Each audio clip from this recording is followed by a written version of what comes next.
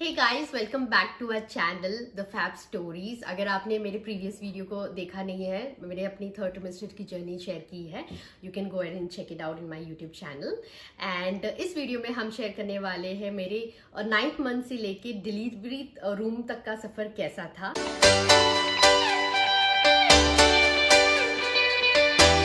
जैसे ही हमारा 9th month शुरू होता है, एक ऐसी फीलिंग आती है कि बेबी कब होगा। फर्स्ट ऑफ ऑल तो ये रिलीफ मिलता है कि ओके 8 मंथ कंप्लीट हो गए हैं, 9वां महीना शुरू हो गया। That means we have completed the major part कि हाँ प्रीमेच्योर नहीं हुआ, 7वें-8वें महीने में बच्चा नहीं हुआ।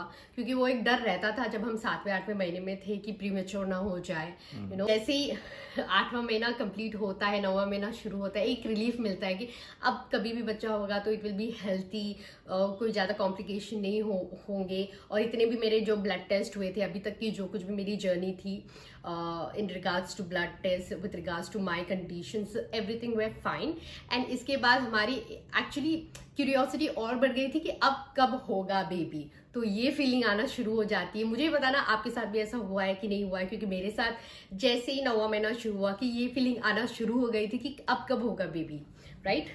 एंड तो जैसे ही 9th में शुरू हुआ था तो मेरे को ये भी प्लानिंग करनी थी कि यार अब मैंने अपने ऑफिस में बता दिया था कि my wife is pregnant and I will be going on a work from home and will start my paternity leave as soon as we have a baby.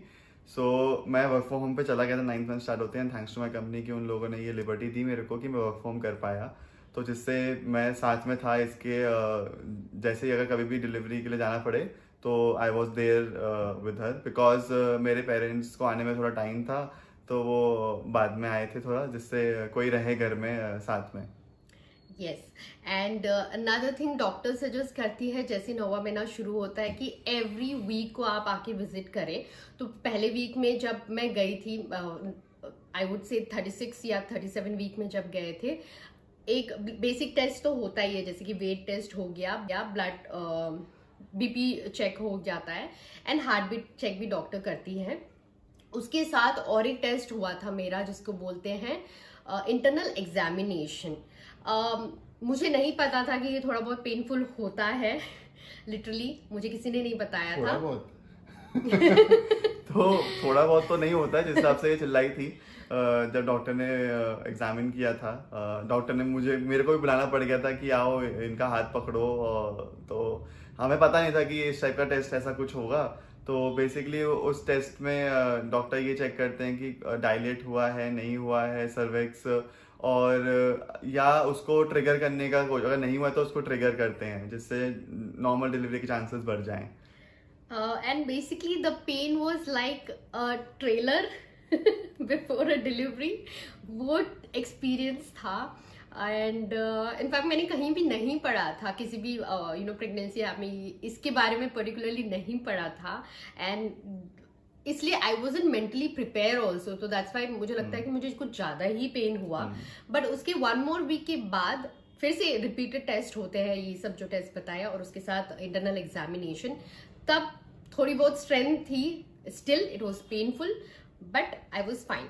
Okay, इसके बाद डॉक्टर ये सब आपको बता देती है कि इसके साथ क्या क्या दिक्कत होगी। फर्स्ट होता है थोड़ी बहुत स्पॉटिंग आपको हो सकती है, and that will be very normal, right. Obviously pregnancy के टाइम में थोड़ी बहुत ब्लीडिंग या स्पॉटिंग होती थी, we all get scared, but doctor ने मुझे पहले से ही बता दिया था। तो येस, मुझे थ्रू आउट द डे थोड़ी बहुत स्पॉटिंग हुई थी and I was all fine. But bleeding होती है या फिर it continues for 1 or 2 days, you have to come and visit the doctor. Second time जब विजिट किए थे, again the same thing happen, internal examination हुआ, थोड़ी बहुत स्पॉटिंग हुई, then we went back home. But उसके नेक्स्ट डे में I lost my mucus plug. So basically mucus plug क्या होता है, do you want to explain? तो म्यूकस प्लग एक फॉर्म ऑफ म्यूकस होता है जो सर्विक्स के अराउंड कलेक्ट होता है। तो ये जो म्यूकस कलेक्ट होता है, ये जो बेबी इनसाइड होता है उसको जो भी बैक्टीरिया वायरसेस होते हैं उन सब से प्रोटेक्ट करके रखता है। तो डॉक्टर ने जब ये लॉस हुआ तो डॉक्टर ने बताया हमें कि ये ऐसा कुछ म्यूकस प्लग है जो निकल गया है। फिर हमने आके उसके बारे में पढ़ा, तो हम इसलिए आपको ये बता पा रहे हैं।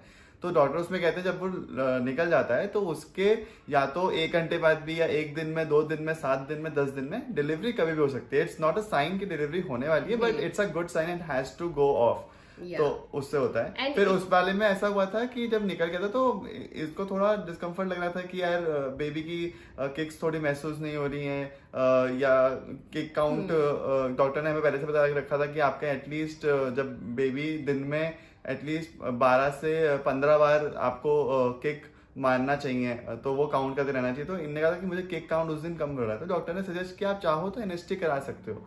तो फिर हमने कहा रिस्क नहीं लेते हैं, चलो एनएसटी करा लेते हैं, जो कि हमारा नेक्स्ट वीक के लिए प्लान था। तो एनएसटी क्या होता है, is a non stress test जिसमें बेबी की हार्ट बीट, कॉन्ट्रैक्शंस और बेबी के मूवमेंट्स पता करे जाते हैं। It's a non invasive test. तो वो हम कराने गए, उसमें सब रिजल्ट पॉजिटिव आया, तो हम थोड़े संतुष्ट हुए, चलो ठीक है। बट अब जब म्यूकस तक निकल गया तो हमने उसके बारे में पता किया, तो अब ये निकल जाता है, इसका साइन ये होता है मोस्टली 2 या 3 दिन में हो जाती है डिलीवरी। तो अब हम और क्यूरियस हो गए, और एक्साइटेड, नर्वस, सब एक साथ, सारे इमोशन एक साथ आ रहे थे कि यार अब कब होगी, अब अच्छा अब होने वाली है, अब होने वाली है। उसके बाद जब भी इनको रात को फॉल्स लेबर हो रहा है या दर्द हो रहा है, तो हम सोच रहे हैं अब चलो जाना पड़ेगा, अब जाना पड़ेगा। मैं हर बार बैग रेडी करता हूँ, फिर ये कहते हैं अच्छा मेरा अभी दर्द रुक गया, क्योंकि डॉक्टर ने हम लोगों को ये बता रखा था कि आपके एटलीस्ट 4 बार हर 10 मिनट्स के गैप में दर्द कंटिन्यूस इंक्रीज होता जा रहा है। तो आप आ जाना, या आपको वाटर ब्रेक हो गया या आपको ब्लीडिंग अगर होनी शुरू हो गई थोड़ी बहुत, तो आप आ सकते हैं। पर इनको फॉल्स लेबर में ऐसा हो रहा था कि एक बार आया, 2 बार आया, ऑन एंड ऑफ आधा 1 घंटे के गैप में आ रहा था, तो उसे फॉल्स लेबर ही कहते, तो उसमें हम नहीं गए। फिर 9th मंथ जैसे शुरू हुआ, मैंने और एक डाइट भी फॉलो करना शुरू कर दिया था। बेसिकली स्टार्टिंग के मंथ्स में डॉक्टर बोलते हैं कि आपको डेट्स उतना नहीं लेना चाहिए, पाइनएप्पल नहीं खाना चाहिए, पपाया नहीं खाना चाहिए। बट इस टाइम में जैसे 9th मंथ शुरू होता है, डॉक्टर बोलते हैं कि you can start having all those fruits, warm जो गर्म चीजें होती है, गर्म खाना शुरू कर लेना चाहिए। खाना बहुत शुरू करना है, पाइनएप्पल खाना है, पपाया खाना है, ये सब मैंने डाइट में अपने शुरू कर दिया था। डेट्स में ऐसे ही खाती थी बिना भिगाए, बादाम भी मैं बिना भिगाए खाना थोड़ा बहुत शुरू कर लिया था।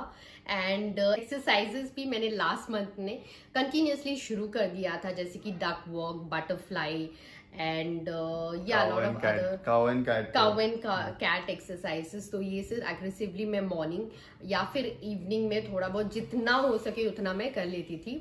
And these are the things that we were doing in my 9 months.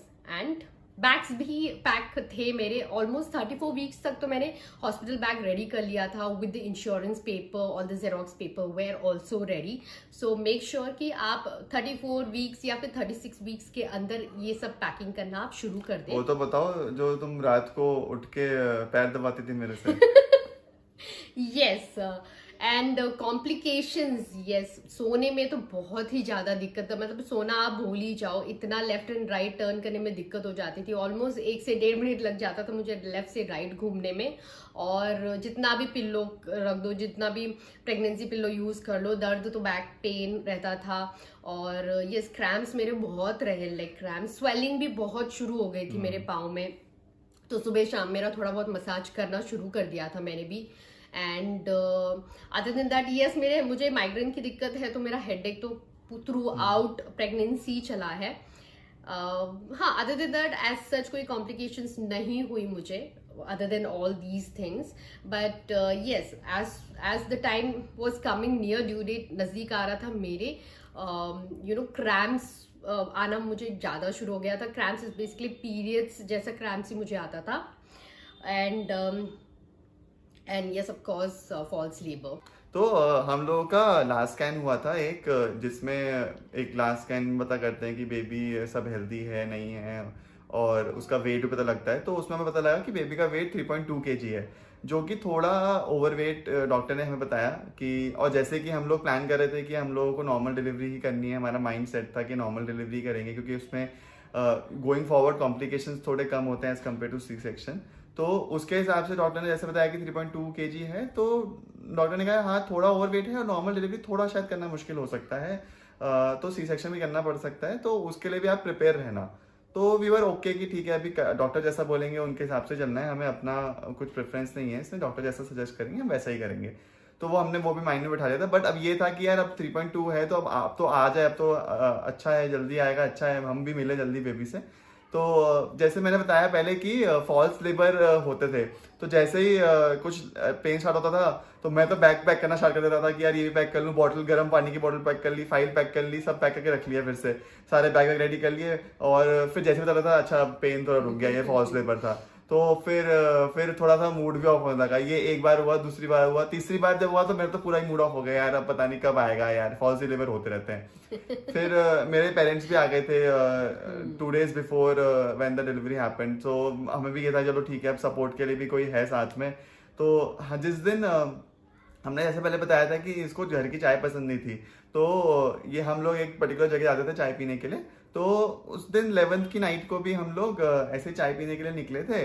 तो जैसे ही चाय पी के थोड़ा सा आगे बढ़े, 9:30 के राउंड हम निकले थे, तो जैसे ही थोड़ा सा आगे बढ़े तो इनको फिर से पेन स्टार्ट हो गया कि दर्द हो रहा है, बहुत तेज दर्द हो रहा है मेरे को। तो मुझे तो अभी लगा कि यार ये फॉल्स लेबर ही है, हमने लाइटली ले लिया था उसको, तो उसको लाइटली ले लिया। तो फिर जैसे ही हुआ तो फिर हमने कहा चलो ठीक है अभी घर चलते हैं वापस, पेन तो हो ही रहा है तो घर वापस चलते हैं, जैसे देखते हैं अगर वेट करते नहीं होगा तो फिर चले जाएंगे चाय पीने के लिए। तो जैसे घर पहुंचे तो इसको फिर 15-20 मिनट के गैप में रुक गया था, फिर 15-20 मिनट फिर से आया। तो मैं कहा चलो ठीक है अभी 2 बार ही काउंट हुआ है, 4 बार ऑर्डर ने बोला 4 बार होगा तो ही आना आप, ठीक है अभी 2 बार हो गया, फिर थोड़ी देर रुक गया, फिर 20 मिनट के गैप में फिर से आया तीसरा। तो अब मुझे थोड़ा कॉन्फिडेंस लगा कि हाँ अब तो हो सकता है, शायद 3 तो हो ही गए हैं। तो हमने कहीं पे पढ़ा था कि एक हॉट वाटर शावर ले लेना चाहिए डिलीवरी रूम में जाने थे, तो ये फटाफट से अपना चली गई लेने के लिए शावर, और फिर हमने पैक करके डॉक्टर के वहाँ पे हॉस्पिटल में पहुंच गए। तो वहाँ पे पता लगा कि जो ऑन कॉल डॉक्टर है वो अवेलेबल नहीं है अभी, वो शायद राउंड पे गई हुई है, तो आधा पौन घंटा लगेगा उनको आने में। तो उस बीच में जब तक हम पहुंचे तो अभी मुझे लग रहा था कि हो जाएगी, तो मैं तो पूरा ही ऐसे खो गया था या क्या हो गया था मेरे को। जो रास्ता मैं इतनी बार कौन से 15 से 20 बार ऑलरेडी वो हॉस्पिटल जा चुका हूँ अपने घर से, मैं वो रास्ता ही भूलने लगा कि कहाँ जाना है, कहाँ टर्न लेना है, क्या करना है। मैं से पूछ रहा हूँ, ये तो कम घबरा रही है, मैं ज्यादा घबरा रहा हूँ वहाँ पे। तो फिर जैसे ही हम हॉस्पिटल पहुंचे तो मैंने कहा जैसे डॉक्टर नहीं थी वहाँ पे, तो उस टाइम तक उस बीच से लेके हॉस्पिटल पहुंचने के आधे घंटे तक भी इसका पेन रुक गया था। तो अब फिर हमने लाइटली ले लिया सब लोगों ने,